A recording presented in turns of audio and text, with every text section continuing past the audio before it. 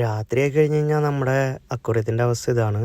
ഇതെല്ലാ അക്വേറിയത്തിലും ഇല്ല. നമ്മളൊരു 2-3 അക്വേറിയത്തിൽ മാത്രമാണ് ഈ മലേഷ്യൻ ട്രംപറ്റിനെ വളർത്തുന്നുള്ളൂ. മലേഷ്യൻ ട്രംപറ്റ് സ്നെയിൽ പെട്ടെന്ന് പെരുകി വളരുന്ന ഒരു ഷ്രിമ്പാണ്.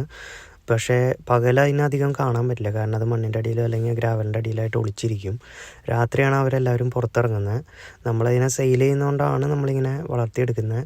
കാണാൻ രസമുള്ളതാണ്, പക്ഷേ ഇത് പെട്ടെന്ന് നിറയുന്ന കാരണം എല്ലാവരും അത് വലിച്ചു വാരി കളയുകയേ ചെയ്യുള്ളൂ.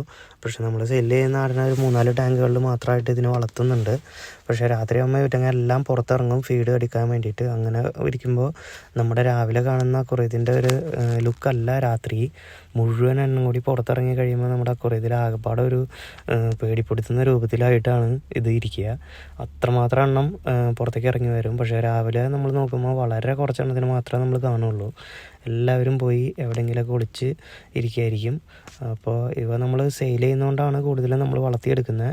ഇത് ഫീഡ് സ്നെയിലായിട്ട് ഉപയോഗിക്കാൻ വളരെ നല്ലതാണ്.